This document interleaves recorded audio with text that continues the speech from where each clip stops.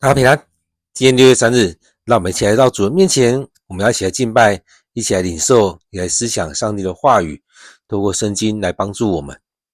在今天，我们一起来领受，也一起来敬拜，预备好我们的心，领受上帝的话语。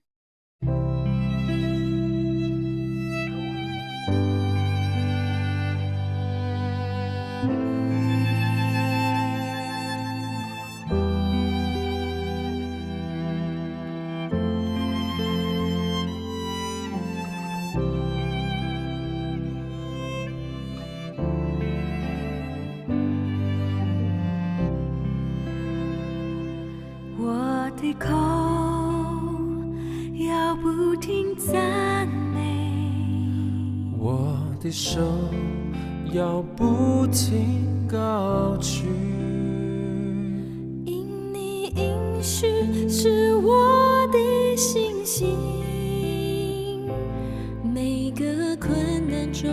我经历神迹，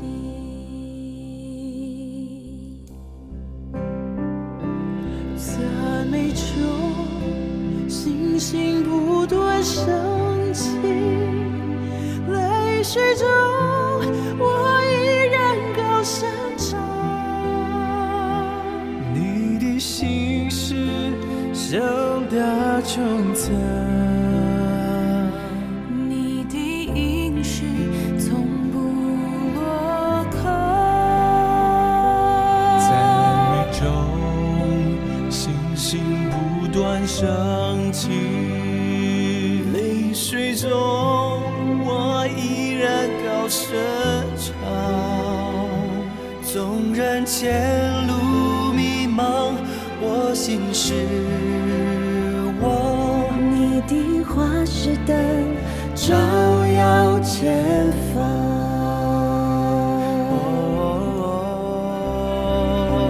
赞美中，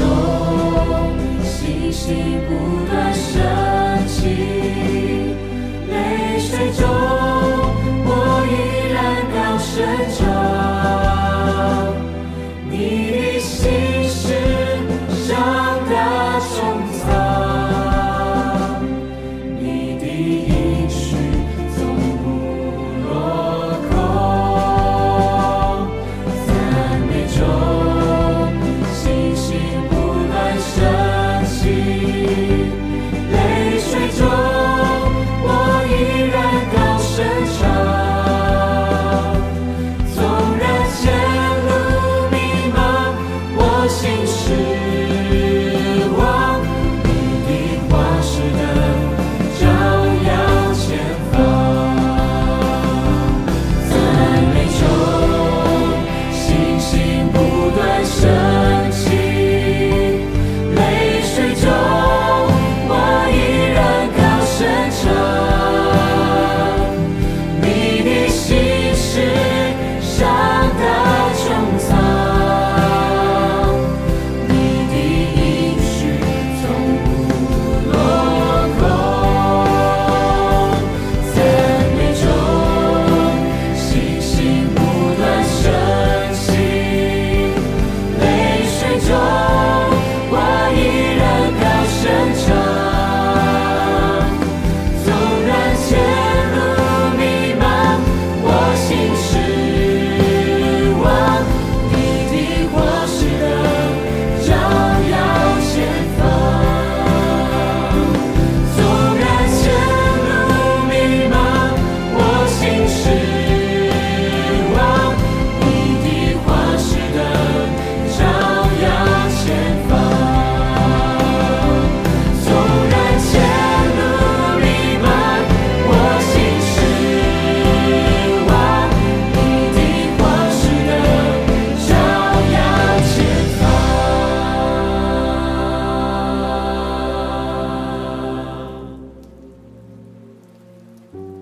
主，我们感谢你，当我们在一周的一开始就来到你的面前敬拜。在今天，我们要一起来领受你的恩典，愿你的话语成为我们的帮助，让我们全心全意的来归向你。主，我们要将今天的这段时间仰望在主你手中，恳求你圣灵的同在，恳求上帝恩待我们，让我们生命得着了洁净，让我们生命也成为圣洁。所以我们要将今天这段时间仰望在主你手中，恳求圣灵与我们同在。献上我们祷告的奉靠主耶稣的名，阿们。平安。今天6月3日，我们要一起读的经文在彼得前书第1章第22节到第2章第10节。彼得前书第1章22节到第2章第10节，让我们一起来读今天的经文，一起来领受今天的经文。现在，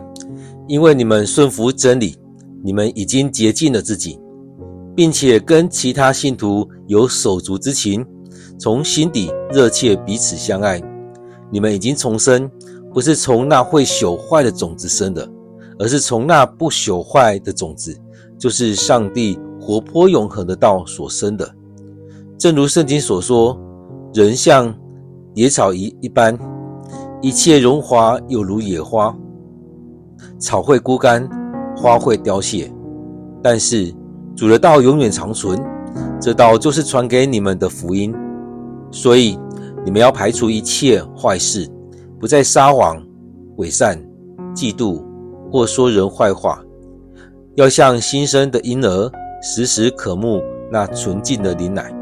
好借着它长大得救。正像圣经所说，你们尝过了主的恩慈，要亲近主，他是活的石头，虽然被人厌弃，但上主拣选他，珍惜他。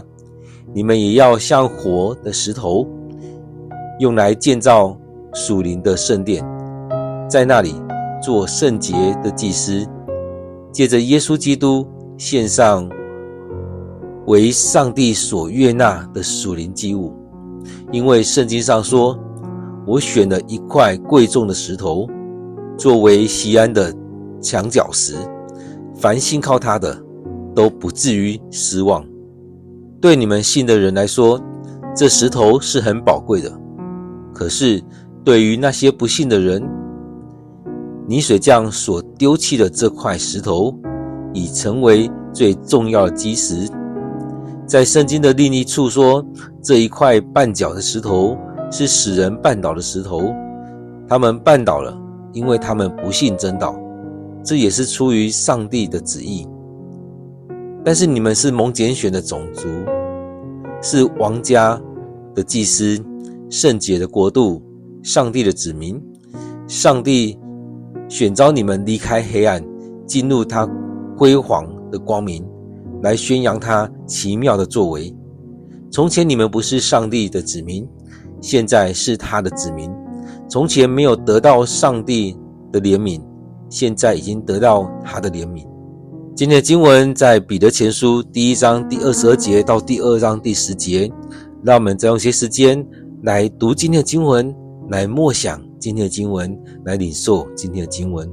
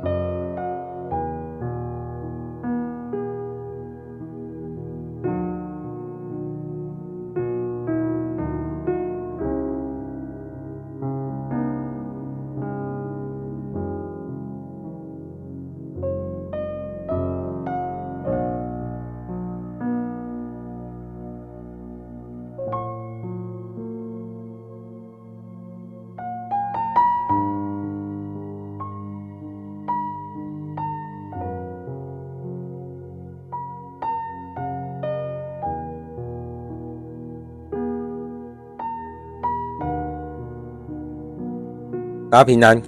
在今天的经文当中，不知道大家领受了什么？在这个月我们读的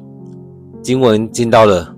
彼得前书，在这里面可以让我们去看到这当中的经文很不一样，让我们进到上帝的话语，让上帝来带领我们，让我们去领受救恩，让我们去思想什么是圣洁。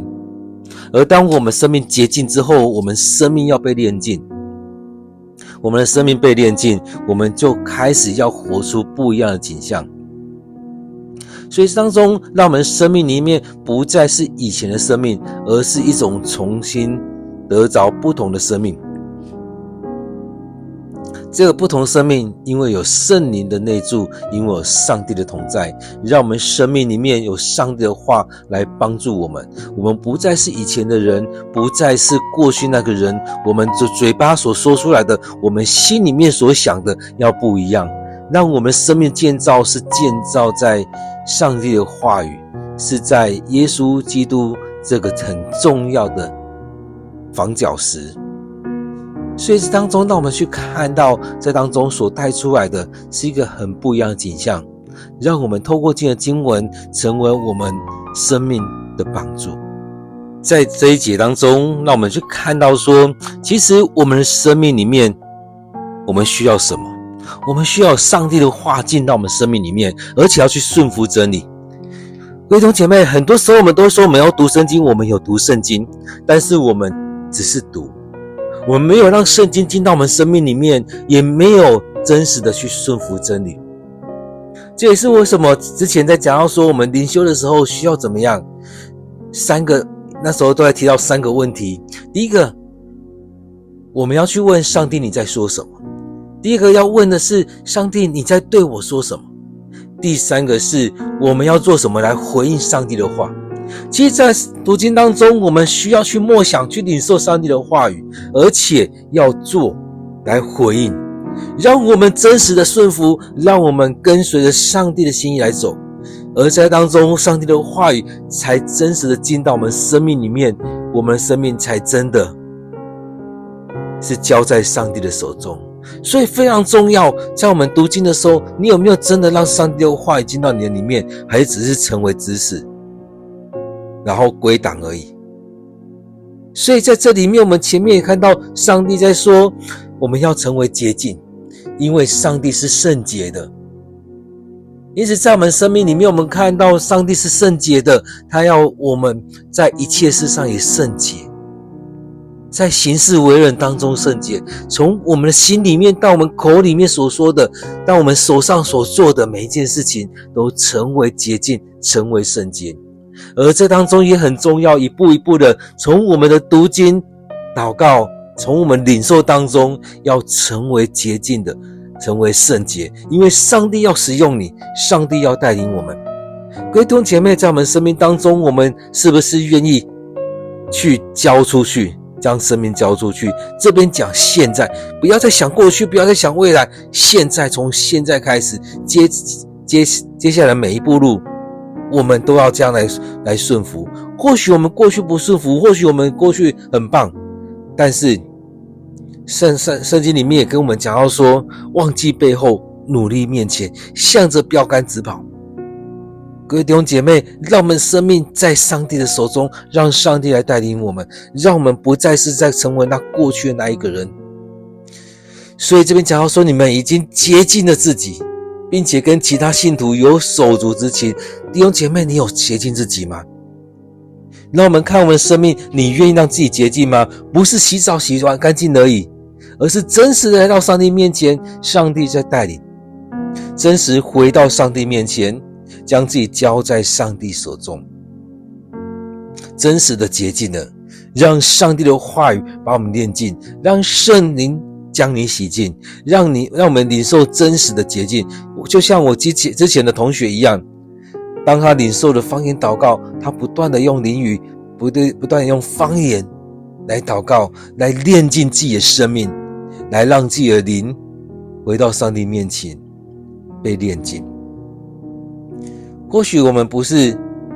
有领受方言的，我们一样可以来到主的面前。我们顺服在真理，我们让上帝来带领我们，让圣灵来带领我们的生命，不是只是嘴巴成一时之快，而是更重要的是你的生命有没有降服在上帝的手中，上帝的面前。所以这边讲到说洁净了自己之后，这边后面讲到这句话非常重要，这是我们大部分都做不到的。在讲到说跟其他弟兄姐妹有手足之情，我们一直平安，我们一直称彼此弟兄姐妹，称什么兄什么姐，但是我们有没有打从心底热切的彼此相爱，还是我们做的是彼此相害？所以在这当中我们看到我们有太多的嫉妒，太多的问题在当中，有没有真实的彼此相爱在我们当中？各位弟兄姐妹，这很重要。我们在教会这么久了，我们常常觉得说我们是一家人，我们是怎么样，但是我们没有打从心底的彼此相爱，更别说热切的彼此相爱。因此我们需要回到上帝面前来悔改，来认罪，求上帝赦免我们，也求上帝的爱充满在我们当中，让我们实际的进到彼此相爱里面。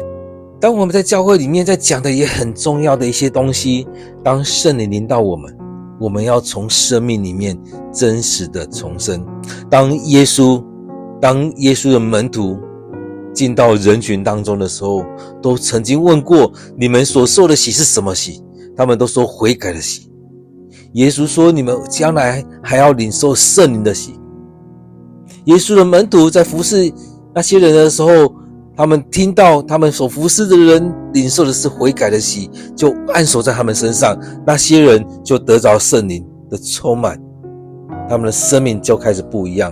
各位弟兄姐妹，我们的生命也是如此，我们要重生，我们要领受洗礼，也要领受圣灵的洗，而在当中也要让我们生命从里面有一个重生的生命，不是只是一个形式而已，而是真实的生命要在你的里面。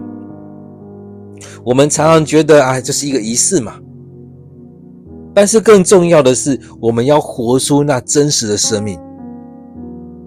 所以要重生，不是把你塞到妈妈的肚子里面，而是我们回到上帝面前，有一个新的生命出来，透过上帝的话语，透过圣灵，透过上帝的帮助。所以这边讲到说，不是那个会朽坏的种子，而是从那不朽坏的种子，就是上帝活泼永恒的道所生的。所以当你愿意降服，当你愿意好好领受上帝的话，你会发现你的生命不一样，因为你愿意跟随的不是这世上的道，而是上帝的道。我们在这一生当中，我们做了许多的规划，有没有发现这些规划都是照着世人的所教导的那些来做？所以做这些的时候，其实做这些没有不行，但是你有没有先回到上帝的面前？当你在行事为人的时候，当你在工作的时候，当你在服侍的时候，当你在做所有事情的时候，你有没有先回到上帝的面前？所以当你这样做的时候，你会发现你的生命被调整，你所说的话被调整，你在做决定的时候，你的生命都被调整。所以我相信你的选择会开始不一样，你在做事情的时候会开始不一样。所以不再是那朽坏的，你的生命，你的思想不再是那会朽坏的道来带领你，而是进入到那永生上帝的道当中。弟兄姐妹，我们常常陷入在某一个境况里面，我们都在做外表，都在做那虚伪的一些事情，但更重要的，我们却没有进到那当中。我们要领受上帝活泼永恒的道，进入到那个永生当中。所以当我们看到上帝的带领的时候，当我们愿意领受这些的时候，你的眼光会不一样。因为这边也在讲到说，人人像野草一样，一切的荣华有如野花，草会枯干，花会凋谢。所以这所有一切荣华富贵，就很像是那花一样，开了一段时间就谢了。我们看那些花很快有的一夜就没了，一个晚上就过去了。当然有些花可以开到3个月、4个月，但是依然会过去。我们生命何尝不是如此？可能就像开花一段时间之后，就一样就过去了。所以一切荣华有如野花，开了之后就过去，草会枯干，花会凋谢，这都不是永恒的，都只是那短暂的。我们说花是短暂的，草是会枯干，很快就会过去。然而上帝的道是永存的，从以前到现在，这几千年来都一样。这几千年来都一样，特别这2000年来耶稣来了之后所带来的信息都一样，要让我们得着了救赎，得着了救恩。所以这道是什么？是耶稣所带来的，耶稣所传的那上帝国的道理，上帝国的真理。而这些门徒在传的是耶稣所带的那些真理，而且也是耶稣所实践出来，所行出来，他所说的，他所做的这个道就是所传给你的福音。所以就是这些门徒们，他们所传给世人的这些福音，他们从耶稣那边领受，而在当中也真实的来领受这一些。各位弟兄姐妹，我们所领受的这一些，是不是上帝的道就在我们当中？所以这是上帝传给我们的，透过耶稣，透过先知们，透过使徒。所以我们从这样的福音当中来领受上帝的道，从上帝的话语，从圣经里面来领受。因此当我们领受这些的时候，我们的生命要被炼净，要被调整。前面在说，上帝说我是圣洁的，你们要成为圣洁。在一切事当中，我们要成为圣洁。所以前面在讲的是，那呼召你们的上帝是圣洁的，你们必须在一切事情当中来圣洁。所以各位弟兄姐妹，我们怎么样圣洁？进到今天的经文里面再看说，你们要排除一切的坏事，不要再想说你要去弄谁，你要去整谁，你要去欺骗谁，你要得着什么。当我们回到经文的时候，也让我们常常会想到十诫里面摩西在说的，不要做假见证去陷害人，不要去贪爱你邻舍你邻居的一切。所以当我们不贪爱别人的一切的时候，我们的生命才有办法回到上帝面前。所以这边也讲到说，要排除一切的坏事，不再撒谎，不再伪善，不再嫉妒，不再说人坏话。这不就是我们生命里面常会出来的吗？因着自己的利益说谎，因着自己的利益去做出那一些言不由衷的话语跟行为。所以耶稣也在骂那些法利赛人假冒为善。各位弟兄姐妹，在我们生命里面，我们也需要调整。我们不要再进入在伪善当中，不要再成为那虚伪的人，不要再进入那种嫉妒当中。因着这些事情，我们也很容易去说人家坏话。所以我们在当中，其实我也听过有些人说，他不想要去说那些闲言闲语，所以有些不必要聚会他就不去了。因为有时候其实没什么内容，但是聚在一起就是道人长短，说三道四。因此在当中也让我们去看我们的生命该怎么走。我们不要进到撒谎、伪善、嫉妒、说人坏话当中。但是我们就要像那孩子一样，其实我们看到孩子他饿了，他很需要有奶奶可以喝。所以当中我们看到不只是孩子，每一个动物都一样，他们肚子饿了都会去寻求。所以这边讲到说，像新生的婴儿渴慕那纯净的牛奶。对我们来讲也是一样，我们重生得救之后，我们进到教会之后，我们要渴慕的上帝的话供应在我们当中。所以在这里面，我们需要有上帝的话进到我们里面，就像耶稣在讲的比喻一样，那个人被鬼附了，他把生命清理干净了，但是晾在那边欣赏而已。后来鬼又进来了。所以我们常来讲的是，当你把生命清理干净的时候，要更多的读圣经，让上帝的话语进来，而且去实践出来，不是只是读经而已哦。其实很多时候你会发现，很多读经但是没有帮助，因为他没有把上帝的话语读到他的生命里面，所以他也没有顺从真理，他的生命没有改变。因此这边讲到说，要像新生的婴儿，时时渴慕那纯净的灵奶，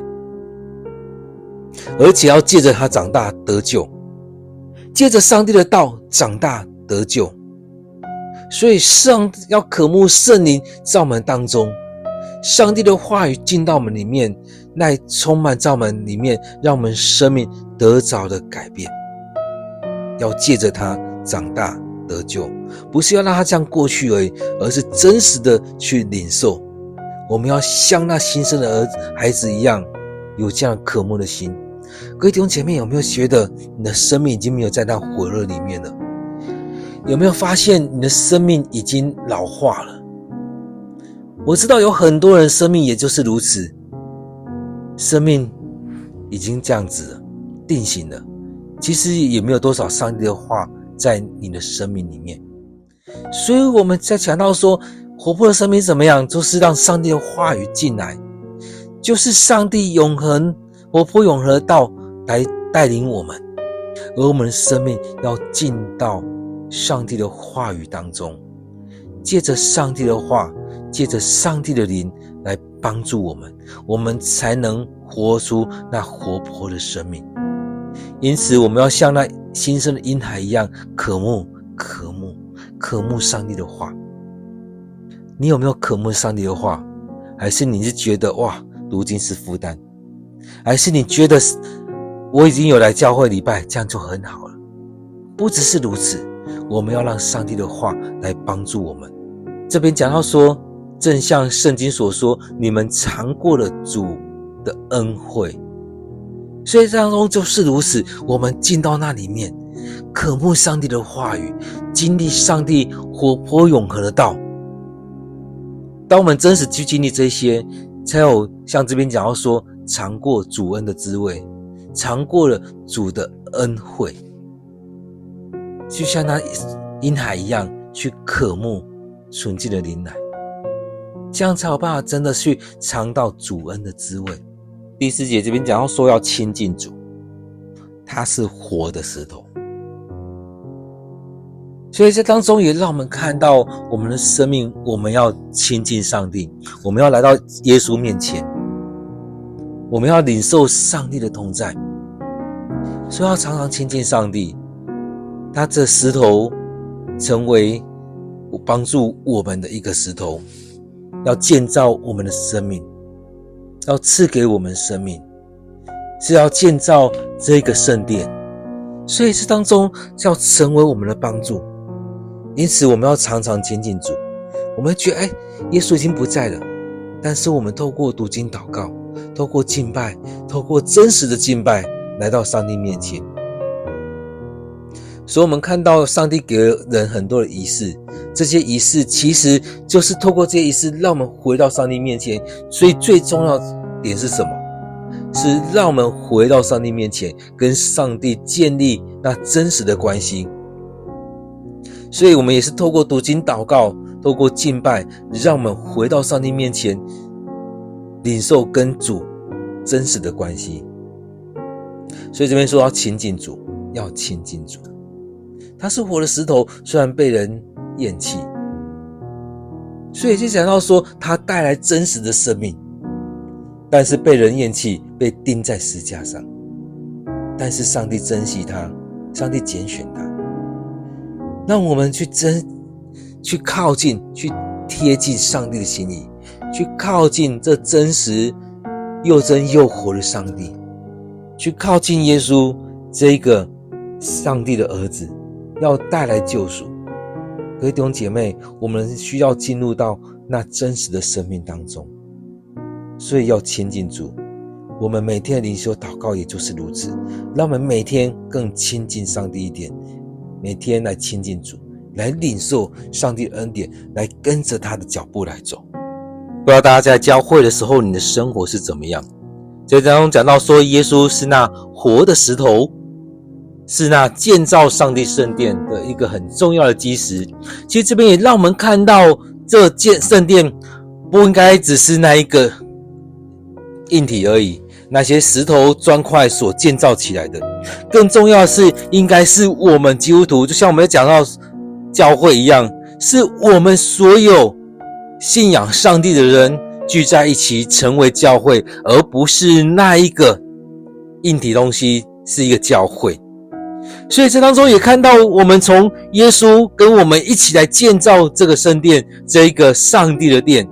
耶稣是那房角石，而我们也是那石头一块一块的叠上来。我们每一个人愿意委身在这个家，在这个教会里面的人，我们也一起来建造这个教会。各位弟兄姐妹，你是很重要的那一块石头。当你愿意的时候，你就是那很重要的那块石头。那我们一起来建造这个教会，是活的教会，不是死的。我们看到那个死的教会在当中叠上去，然后大家就不在意它了，它只是放在那边而已。有一天会被挖掉，有一天会倾倒下来。但是我们都知道，当我们房子，当你有人住在那里面的时候，当有人住在那里面，你一定会去整修，在当中这地方才是真实的有活人的地方，有灵的地方，因为人住在那边。然而当我们建造一个教会，只是一个建筑物在那边，大家只是在那边来来去去而已，并没有真实的在那里面，没有真实的生命，这个地方会被人所唾弃。所以在当中我们看到耶稣在挑战法利赛人的时候也是如此，因为他们没有真实的生命，只是在要求那些规则而已，没有活出真实的生命，那不是活的石头。耶稣是活的石头，我们要成为那活的石头，来建造这属灵的圣殿，成为那圣洁的祭司。所以在当中，当我们要来到上帝面前的时候，就像我们看到过去的那些祭司，他们要为着人们献祭的时候，他要先为自己献祭，让自己成为洁净，才能够带人来到上帝的面前。因此我们生命需要如此，成为圣洁的祭司。上帝也说，你们要成为圣洁，因为我是圣洁的。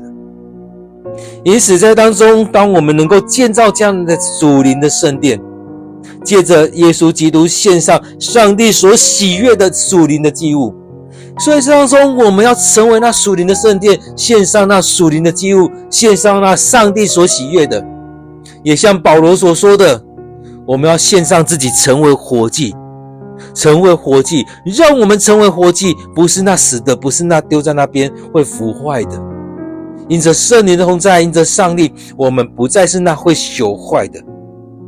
因此在当中也让我们一起来建造这属灵的圣殿，让我们教会是火热起来的，让我们教会是属于上帝的，让我们不再只是一个追求形式的教会，要从那会朽坏的种子进入到那不朽坏的种子。因此在当中我们看到圣经里面讲到说，我选了一块贵重的石头作为锡安的墙角石，凡信靠他的都不至于失望。所以在这个房角石当中，若我们依靠它进入到它当中的时候，可以建造起这个属灵的圣殿。但是很多人看到它就把它踢到旁边去，就觉得这很碍事，但是却没有想到，没有看到上帝却是要使用这当中来建造上帝的圣殿。所以在这块石头里面很重要，对于信的人这石头很宝贵，对于那些不信的人就像那丢弃的石头。然而那丢弃的石头成为重要的基石。其实很简单，回来看，当我们在讲圣经的时候，对于信的人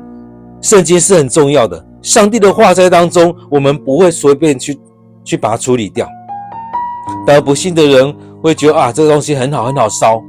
拿来烧东西什么都很好用。所以这当中也让我们去看到我们的生命的展现是如何。对于信的人这石头很重要，对于信的人圣经很重要，对于信的人耶稣很重要。这是一个很重要的房角石，而不是随便把它丢弃的。而在当中也就是要建造这个圣殿的时候，需要这个很重要的基石去撑住它，在当中去建造这间圣殿。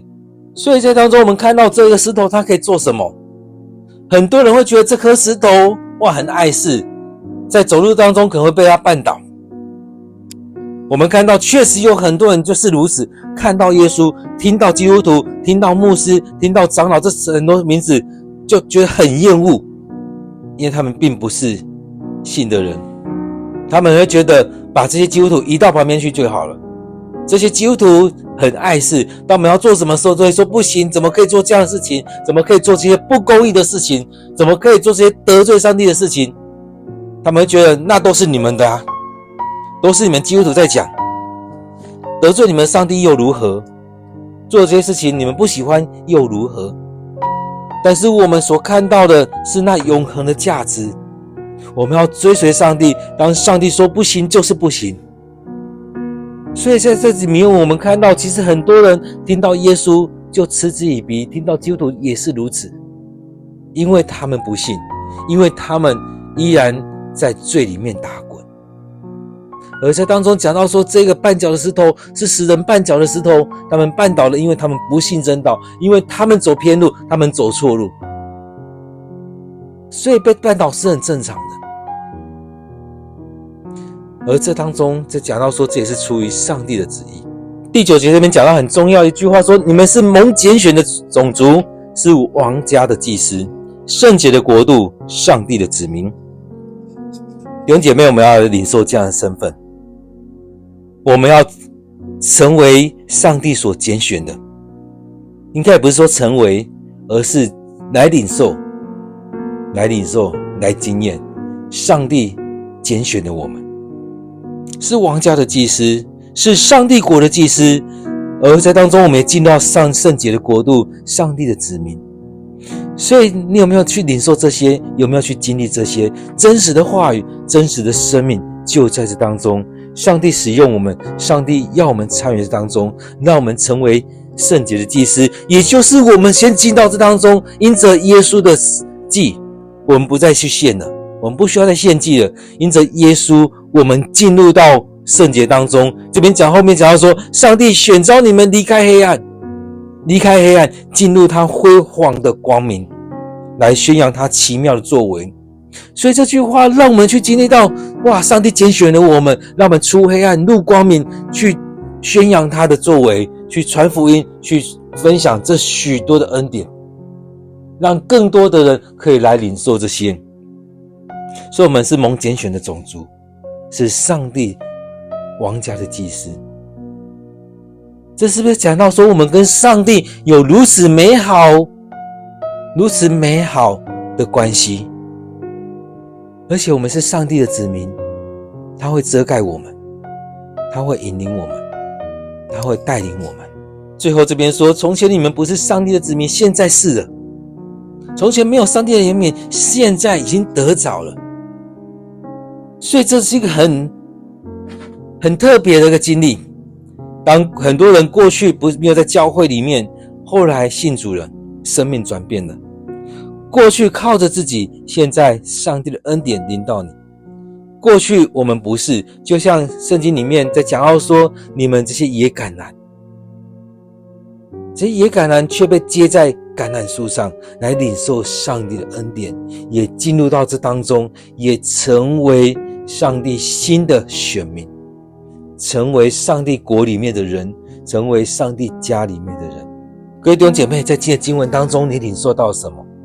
在这里面，我们要跟上帝有真实的关系，透过耶稣我们重生得救，透过耶稣帮助我们不再是那朽坏的，而是进入到上帝那光明的国度里面。我们要顺服真理，让圣灵浇灌我们，洁净我们。各位弟兄姐妹，让我们生命不再一样，不再是过去的，而且我们生命要活出上帝的样式，活出上帝美好的大能在我们当中。各位弟兄姐妹，在今天经文当中，你领受到什么？愿上帝的话语成为我们的帮助，让我们真实去经历。我们是蒙拣选的种族，是王家的祭司，圣洁的国度，上帝的子民。让我们再用一点时间来默想今天的经文，来思想今天的领受。